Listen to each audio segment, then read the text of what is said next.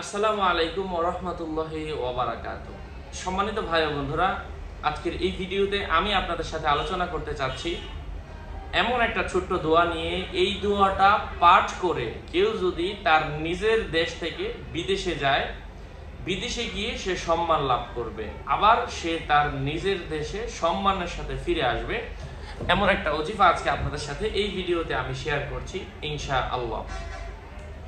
যাদের এই বিষয়টা দরকার, গুরুত্বপূর্ণ আপনারা মনে করছেন, যারা বিদেশ যাবেন অথবা বিদেশ আছেন, যারা বিদেশ আছেন অলরেডি তারাও পড়তে পারেন, যারা বিদেশ যাবেন দেশ থেকে তারাও পড়তে পারেন। তো এই আলোচনাটা বুঝতে ধৈর্য ধরে সাথেই থাকবেন। আমাদের এই ছোট্ট ইউটিউব চ্যানেলটি সাবস্ক্রাইব করতে ভুলবেন না।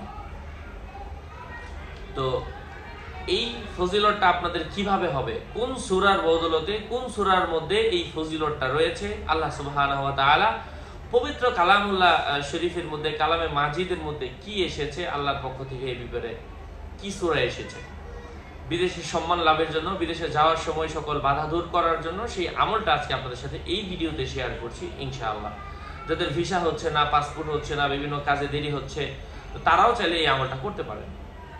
যাই হোক, সম্মানিত ভাই ও বন্ধুরা, আমি জুবাইর বিন ইমাম বলছি। আমার ভেরিফাইড চ্যানেলের ডিসক্রিপশন বক্সে আমার পেজ এবং আমার আইডির লিঙ্ক দেওয়া আছে। এর বাইরে অন্য কোনো পেজও নাই, আইডিও নাই। সাবধান, আমার নাম আর ছবি থাকলে ওইটা আমি না। প্রত্যেকটা ভিডিওতে আমরা সাবধান করি, সতর্ক করি। বারবার বলার পরও সাবধান না হলে এটা কিন্তু আমরা নিচ্ছি না। এই সূরার নাম হচ্ছে সূরাতুল আলা। সূরাতুল আলা, সাব্বিহিসমা রাব্বিকাল আলা, সূরার প্রথম আয়াত। এই সূরাটি বিশ্বাসের সাথে, একাগ্রতার সাথে, ভক্তির সাথে যদি কেউ পাঠ করে, আল্লাহ সুবহানাহু ওয়া তাআলা কিয়ামতের ময়দানে তাকে অনেক সওয়াব দান করবেন এবং পরকালে তার বেহেশত সুনিশ্চিত হবে ইনশাআল্লাহ। এবং বিদেশে যাওয়ার ক্ষেত্রে যাদের বাধা হয় এবং বিদেশ থেকে প্রত্যাবর্তনের, বিদেশে যাওয়ার সময় কেউ যদি এই দোয়াটা পড়ে নিজের দেশ থেকে বের হয়, তখন সে নিজের দেশে আবার সম্মানের সাথে ফিরে আসতে পারে। বিদেশ যাওয়ার জন্য যারা ট্রাই করছে তারাও চাইলে এই আমলটা চেষ্টা করতে পারে, কারণ এই আমলটা পাঠ করলে আল্লাহ সুবহানাহু ওয়া তাআলা বিদেশ যাত্রার বাধা দূর করে দেন, বিদেশের সম্মান দান করেন, বালা মুসিবত দূর হয়। এই সূরাটি মুসিবত হতে ঢালের মতো কাজ করে। মাজমুআয়ে ওয়াদাইফ নামক কিতাবের 206 নম্বর পৃষ্ঠা থেকে আজকে আপনাদের সাথে এই ভিডিওটা আমি শেয়ার করলাম। সূরাটা খুবই ছোট সূরা। এই সূরার মধ্যে আয়াতের সংখ্যা হচ্ছে মাত্র 19টা, রুকু আছে একটা। সূরাতুল আলা।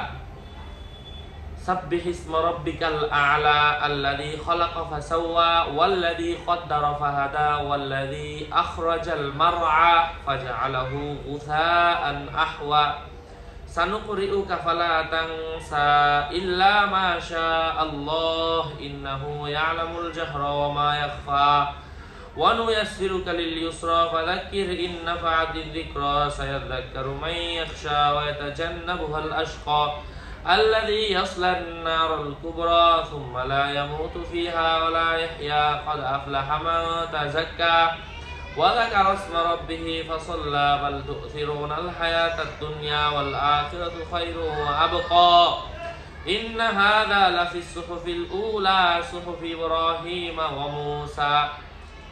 আল্লাহ পাক আমাদের সবাইকে আমলগুলো বেশি বেশি করার তৌফিক দান করেন। আরও আপডেট পেতে আমাদের সাথেই থাকবেন। আমি আগেও বলেছি, আবারও বলছি, ডিসক্রিপশন বক্সে পেজ এবং আমার আইডি লিঙ্ক দেওয়া। আর আপনারা যারা পড়তে পারেন না, যদি পড়তে চান,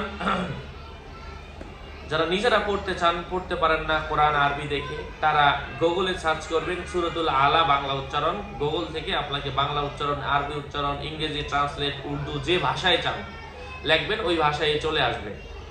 এই জন্য হতাশার কারণ নেই, আপনারা গুগল দেখেও করতে পারেন। আর আমরা যদি বাংলা উচ্চারণটা দিই, সেক্ষেত্রে অনেক সময় ভুল হয়। বিভিন্ন বাংলা বই থেকে টাইপিং মিস্টেক হতে পারে, কিন্তু গুগলের মধ্যে আশা করছি বিভিন্ন ওয়েবসাইটের মধ্যে, যেহেতু এক একজন মানুষ এক একটা ওয়েবসাইট পরিচালনা করে, সেক্ষেত্রে তাদের আশা করছি তেমন একটা ভুল থাকে না। আল্লাহ পাক আমাদের সবাইকে বোঝার তৌফিক দান করেন। আরো আপডেট পেতে আমার সাথেই থাকবেন। আসসালামু আলাইকুম ওয়া রাহমাতুল্লাহি ওয়া বারাকাতুহু। অথবা যারা পড়তে পারেন কোরআন খুলে পড়বেন, অথবা আমি যে তেলাওয়াত করলাম সেটাও শুনতে পারেন। আসসালামু আলাইকুম ওয়া রাহমাতুল্লাহি ওয়া বারাকাতুহু।